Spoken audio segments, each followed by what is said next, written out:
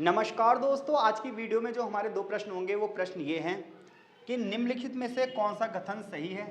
पहली बात तो ये पहले चैप्टर से क्वेश्चन है जो कि हड़प्पा सभ्यता यानी कि ईंटें मनके और अस्थियां वाले चैप्टर से हैं। पहला क्वेश्चन है निम्नलिखित कथनों में से कौन सा सही है, यानी कि 3 कथन है आपके सामने और वो क्वेश्चन आपसे ये पूछ रहा है कि इन 3 कथनों में से कौन सा सही है। तो पहला कथन है कि हड़प्पा निवासी बड़े स्तर पर चावल की खेती करते थे। तो क्या हड़प्पा वाले बड़े स्तर पर चावल की खेती करते थे? बताओ ये बात सही है या नहीं है। दूसरी बात यह है कि हड़प्पा निवासी सिंचाई के लिए नहर के पानी का उपयोग करते थे क्या? तो क्या हड़प्पा वाले जब कृषि में सिंचाई करते थे तो उस सिंचाई के लिए नहरों के पानी का प्रयोग करते थे या नहीं करते थे? बतानी है हमें, ये बात सही है या नहीं है।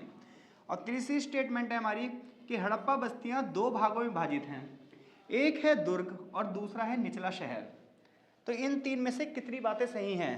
क्या 1 और 2 सही है, या 2 और 3 सही है, या केवल 3 सही है, या तीनों स्टेटमेंट सही है? तो देखो, जब हम पहला चैप्टर पढ़ेंगे एनसीईआरटी से तो वहां पर ये तो लिखा है चावल की खेती होती थी, लेकिन ये नहीं लिखा है कि बड़े स्तर पर चावल की खेती होती थी, क्योंकि ये लिखा है कि चावल की जो खेती होती थी वो कुछ ही जगहों पर होती थी, यानी कि तो बड़े स्तर पर चावल की खेती नहीं होती थी।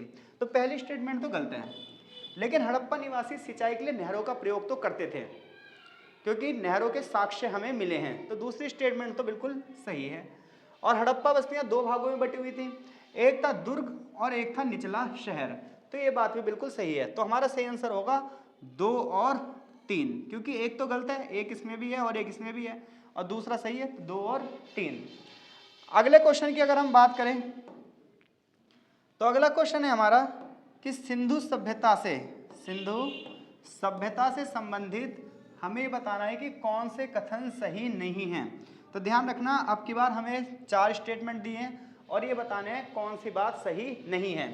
पहली स्टेटमेंट है कि क्या सिंधु काल के लोग चावल का उत्पादन करते थे?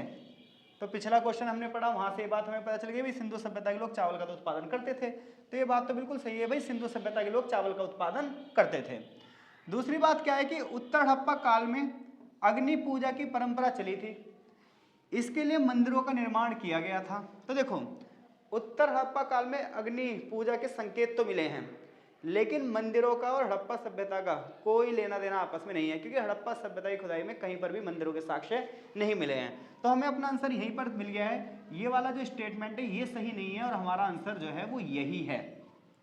तो तीसरा है इस काल में शिल्पकला उन्नत थी और मृदभांड को चिकने और चमकीले बनाए जाते थे। ये बात भी सही है, क्योंकि हड़प्पा में जो चनोदड़ो बस्ती है वहां पर शिल्पकला होती थी।